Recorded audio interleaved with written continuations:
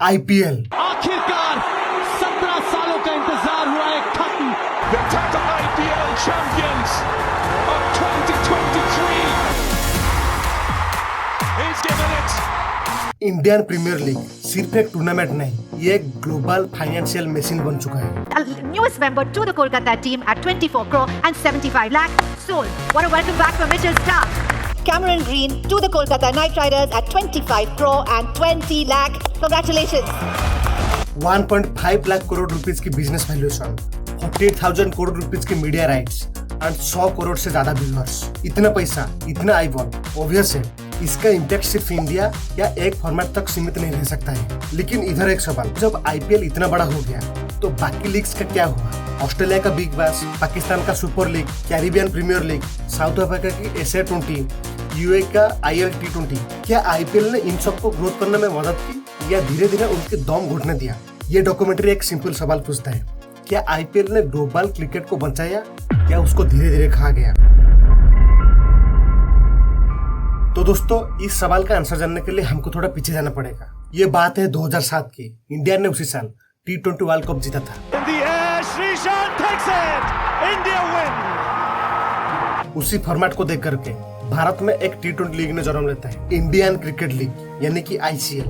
उस टाइम की सबसे बड़ा मीडिया कंपनी जी ग्रुप का प्रोजेक्ट था। कपिल देव जैसा क्रिकेट लेजेंड उसका फेस थे और विजन सिंपल था, इस प्रीमियर लीग को अमेरिका की NFL एंड इंग्लैंड की इंग्लैंड प्रीमियर लीग जैसा बड़ा बनाना था। लेकिन दोस्तों, BCCI को ये बिल्कुल भी पसंद नहीं आया। रिपोर्ट के मुताबिक ICL को रिबेल डिक्लेयर किया गया। उनके प्लेयर्स को डोमेस्टिक एंड इंटरनेशनल क्रिकेट से बैन करने की धमकी मिला। स्टेट एसोसिएशन को मना कर दिया गया स्टेडियम का एक्सेस ना देने के लिए। एडवर्टाइजर को बोला गया, अगर तुम ICL के एडवर्टाइजिंग करोगे तो तुमको BCCI की ऑल फॉर्मेट एडवर्टाइजिंग से रिस्ट्रिक्शन कर दिया जाएगा। इवेंट के अंपायर्स एंड कमेंटेटर्स को भी प्रेशराइज किया गया। ये बात तभी सामने आया जब ललित मोदी ने धीरे धीरे सारे बात को उनके ट्वीट पर खुलासा करते गए। ICL के ओनर ने ECB, BCCI एंड ICC को लीगल नोटिस तक भेजे। उनका कहना था कि ये सब अनलॉफुल बयान था। दोस्तों, इसी बीच 2008 में भारत में और एक बहुत बड़ा लीग का जन्म होता है। नाम था इंडियन प्रीमियर लीग यानी कि IPL। इस बार कमांड संभाल रहा था खुद BCCI यानी कि ICL एंड IPL में बस इतना ही डिफरेंस था। BCCI अब ड्राइवर सीट में बैठा था। आज के टाइम IPL सिर्फ एक क्रिकेट लीग नहीं, ये भारत की 100 करोड़ जनता की इमोशन के साथ मिलकर के एक बहुत बड़े बिजनेस एम्पायर बन चुका है। 2019 तक ब्रांड फाइनेंशियल रिपोर्ट में IPL की ब्रांड वैल्यू को $2 बिलियन से भी ऊपर एस्टिमेट किया था। 2024 से 25 के बीच में IPL की वैल्यूएशन 10 से $12 बिलियन एस्टिमेट किया गया है, जबकि पूरे लीग का बिजनेस वैल्यूएशन $18.5 बिलियन तक पहुंच चुका है, यानी कि लगभग 1.5 लाख करोड़ रुपीस तक पहुंच चुका है। दोस्तों, बस आप सोच पा रहे हो ये कितना बड़ा अमाउंट है। आपको मैं बताने के लिए चाहता हूँ, ये amount Burundi, central African Republic, Madagascar, Liberia, south Sudan and Somalia जैसे देश की GDP से भी ज्यादा अमाउंट है। सिर्फ मीडिया राइट्स ही $6.2 बिलियन यानी कि 40,000 करोड़ रुपीस में बिक चुका है। हर एक IPL मैच का पर मैच वैल्यू कुछ रिपोर्ट के हिसाब से दुनिया की प्रीमियम मोस्ट वैल्यूएबल स्पोर्ट्स जैसे NFL and England premier league जैसे लेवल तक पहुंच चुका है। और ये सिर्फ इंडिया नहीं, ग्लोबल स्ट्रीमिंग ओवरसीज राइट्स ने मिलकर के इसको इतना बड़ा फाइनेंशियल जायंट बना चुके हैं। एक साउथ अफ्रीकन मैगजीन के एनालिस्ट के हिसाब से IPL की वैल्यूएशन आज इतना बड़ा हो चुका है कि जो दूसरे प्रीमियम लीग है वर्ल्ड में T20 लीग से, उसके वैल्यूएशन को कंबाइन करने के बाद भी IPL की वैल्यू को वो टक्कर नहीं दे सकते हैं। यानी कि IPL की वैल्यू उस 9 मेजर T20 लीग की वैल्यू से भी ज्यादा है। इसे साफ साफ पता चल रहा है दूसरे प्रीमियर लीग का फाइनेंशियल रेस IPL के साथ पहले ओवर में ही खत्म हो जाता है। जब एक लीग इतना अमीर है तो दूसरे लीग प्रीमियम बनने के लिए स्ट्रगल करते हैं या प्रीमियम बनना उनके लिए इम्पॉसिबल हो जाता है। रॉयल चैलेंजर बैंगलोर जैसे फ्रेंचाइज खुद के अंदर 250 मिलियन से ज्यादा वैल्यूएशन की ब्रांड वैल्यू रखते हैं। उसके साथ Mumbai Indians, Chennai super king and Kolkata night Riders अब ग्लोबल स्पोर्ट्स ब्रांड बन चुके हैं। भास्कर इंग्लिश के एक आर्टिकल के हिसाब से इंडियन प्रीमियर लीग की franchise world wide 31 cricket league में किसी न किसी प्रकार इन्वॉल्व है, चाहे वो टीम खरीदना हो या टीम में डायरेक्टली इन्वेस्ट करना। यानी कि ग्लोबल क्रिकेट लीग जैसे SA20, MLC, IL T20 जैसे मैचेस में तो पैसा इन्वेस्ट हो रहा है, लेकिन ओनर वही IPL वाले हैं। इसीलिए जब हम कहते हैं IPL is other premier league, तो इसका मतलब ये भी निकलता है IPL उन्हीं लीग को ओन करके उनके आइडेंटिटी ही ऑब्जर्व कर रहा है। दोस्तों, अब आपके लिए एक सवाल, जरा बताओ क्रिकेट का सबसे बड़ा एसेट्स क्या है? प्लेयर्स, पैसा या फैंस? इसका आंसर शायद इनमें से कुछ नहीं है, बल्कि टाइम लगता है। Time is main currency. IPL के पास तो अंधाधुन पैसा, ढेर सारे प्लेयर्स एंड करोड़ की तादाद में इंडियन ऑडियंस है। लेकिन आईपीएल लॉन्च होने के बाद आईसीसी और दूसरे बोर्ड्स ने मिलकर के आईपीएल के लिए खुद एक अनऑफिशियल विंडो बना दी है। हर साल मार्च से मई तक international bilateral come and IPL की मैचेस ज्यादा। इंडिया तो अपनी मर्जी से ही शेड्यूल सेट करता था, लेकिन अब Australia, England and south Africa जैसे बड़े बड़े क्रिकेट प्लेइंग नेशन उनके हिसाब से कैलेंडर एडजस्ट करने लगे हैं। फ्लेमिंगो क्रिकेट क्लब के एक एनालिस्ट के मुताबिक फ्रेंचाइज लीग जैसे कि आईपीएल, बीबीएल, एसए20, पीएसएल और भी जो बाकी दूसरे लीग्स है, उन्होंने कैलेंडर को इतना कंजेस्टेड कर दिया कि प्लेयर्स ऑलमोस्ट 12 महीने ट्रैवल एंड प्ले मोड में रहते हैं, जिससे बर्नआउट, मेंटल हेल्थ इशू और इंजरीज बढ़ती हुई दिखाई दे रहा है प्लेयर के अंदर। बिग बैश लीग को ही ले लो, ऑस्ट्रेलिया ने पहले बिग बैश लीग को बहुत लंबा खींचा था, यानी कि 56 मैच करता था, जिसके वजह से क्या हुआ, व्यूअरशिप डाउन हो गया, क्राउड नीचे गया, जिससे बीबीएल को लॉस हुआ। लेकिन अब रिसेंट सीजन में उन्होंने सीजन को शॉर्ट करके 40 मैचेस तक पहुंचाया, जिससे क्राउड में 29% की बढ़ोतरी देखने को मिला है। एक गार्डियन के एनालिसिस के हिसाब से बिग बैश लीग अब crowd and all the T20 market में अपनी पहचान बचाने के लिए स्ट्रगल कर रहा है, क्योंकि आईपीएल ने कैलेंडर से बस कुछ ही दिन ही नहीं ली, बल्कि उसने एक बेंचमार्क सेट कर दिया है। Salary, glam, production quality, overall सब में जो नेम फेम एक प्लेयर को चाहिए वो सब उसको आईपीएल से मिल जा रहा है। नहीं तो मुजबानी पीएसएल छोड़कर के आईपीएल में नहीं जान करते। जब सबसे ज्यादा पैसा आईपीएल विंडो में बंद है, तो बीबीएल, एसए टी20, पीएसएल को बचे हुए टाइम स्लॉट मैनेजमेंट करना पड़ रहा है, यानी कि कैलेंडर के बीच में आईपीएल एक ब्लैक होल जैसा बन चुका है, जो सारे टाइम खींच लेता है और बाकी का जो लीग्स है उनको उसके पास आसपास एडजस्ट होना पड़ता है। दोस्तों, अब बात करते हैं सबसे अनकंफर्टेबल टॉपिक के बारे में, प्लेयर्स की लॉयल्टी टेस्ट, कंट्री या कैश।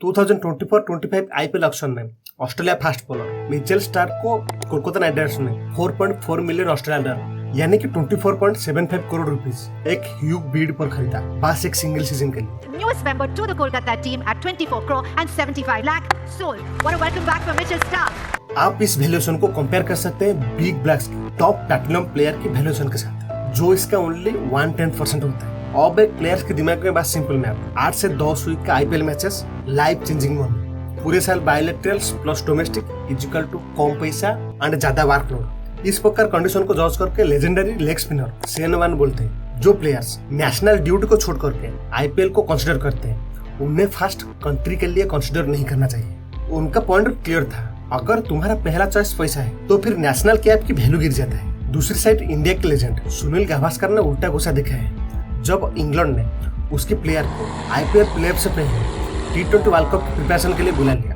तभी गावस्कर ने बोले, आईपीएल सीजन खेलने के लिए प्लेयर्स को फुल टाइम पैसा दिया जाता है, फिर मैच के बीच में निकलने पर उनकी सैलरी कट होना चाहिए। यानी कि एक तरफ बोर्ड्स बोल रहे हैं कंट्री फैंस एंड दूसरी तरफ आईपीएल फ्रेंचाइज बोल रहे हैं कॉन्ट्रैक्ट फैंस, और बीच में फंसा है प्लेयर्स। लेकिन उसको अच्छी तरह से पता है उसका सबसे बड़ा पे चेक आईपीएल से ही आएगा।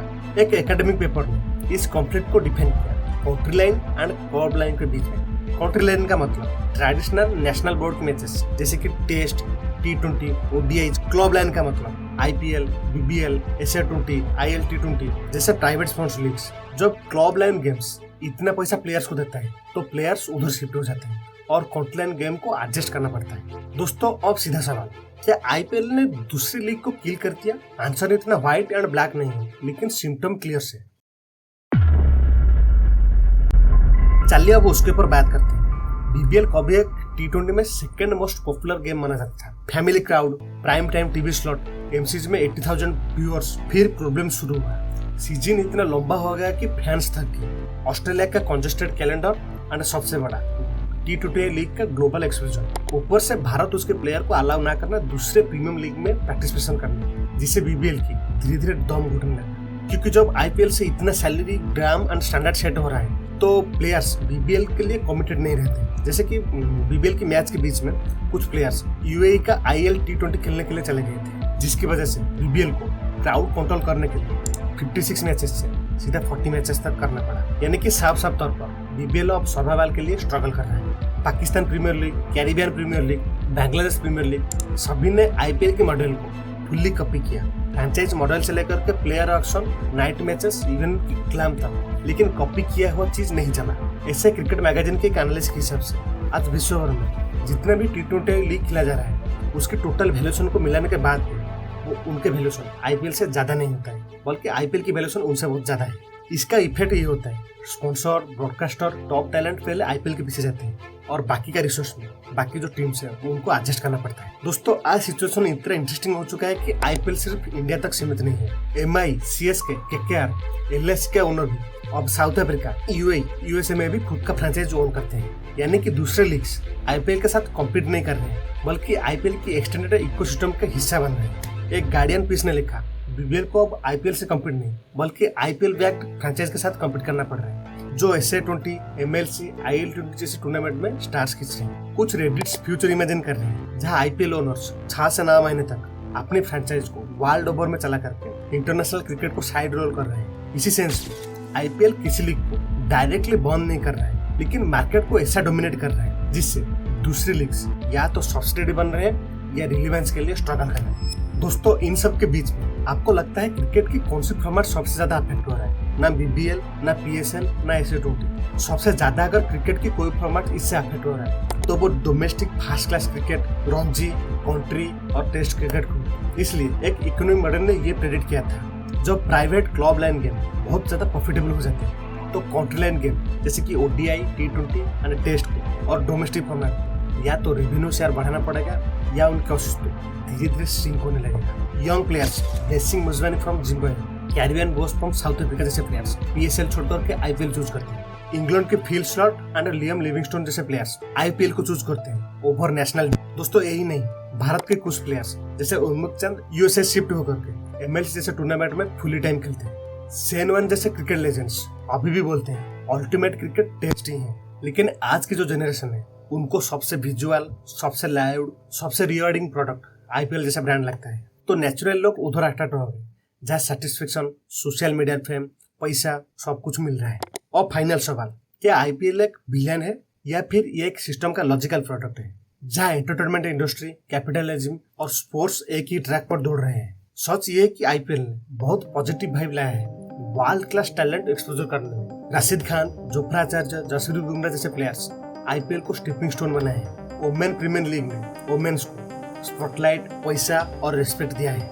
इंडियन सिटीज की लोकल इकोनॉमी जैसे कि होटल्स, ट्रांसपोर्टेशन, जॉब सबको मैच डे से फायदा होता है। लेकिन पावर जब एक जगह कॉन्सेंट्रेट होता है तो वहीं से रिस्क शुरू होता है। आज आईपीएल इनडायरेक्टली डिसाइड करता है कौन सी लीग कब होगी, कौन से प्लेयर किस पीरियड में फ्री होंगे और क्रिकेट की सबसे प्राइम आइकॉन किसको मिलेगा। आगे के 10 साल में ये 2 सिनेरियो हो सकते हैं, या तो बोर्ड्स, ICC और प्लेयर्स बैठ करके global calendar, revenue sharing and contract system को रीबैलेंस करें ताकि आईपीएल के साथ साथ BBL, SA20, PSL, test series और दूसरी डोमेस्टिक लीग सब सस्टेनेबल रहे, या फिर धीरे धीरे हम एक ऐसे वर्ल्ड में पहुंच जाए इंटरनेशनल क्रिकेट सिर्फ एक टूर पर ही खेला जाए।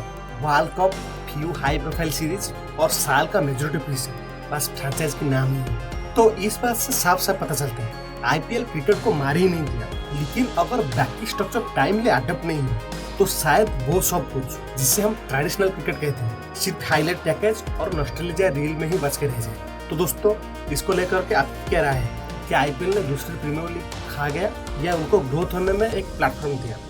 जरूर कमेंट सेक्शन में कमेंट करके बताएं। दोस्तों आप और एक बात जान करके शौक हो जाओगे, जब भारत ने पहले 1983 की वर्ल्ड कप जीता था तो भारत ने उसके प्लेयर को अवार्ड देने के लिए उसके पास 40 करोड़ तक नहीं था, लेकिन आज वही भारत दूसरे देश के प्लेयर को करोड़ रुपीस में खरीद रहा है। लेकिन ये कैसे संभव हो पाया? आप इस वीडियो पर क्लिक करके इस कंप्लीट स्टोरी के बारे में जान सकते हैं। नमस्कार, मिलते हैं अगले वीडियो में।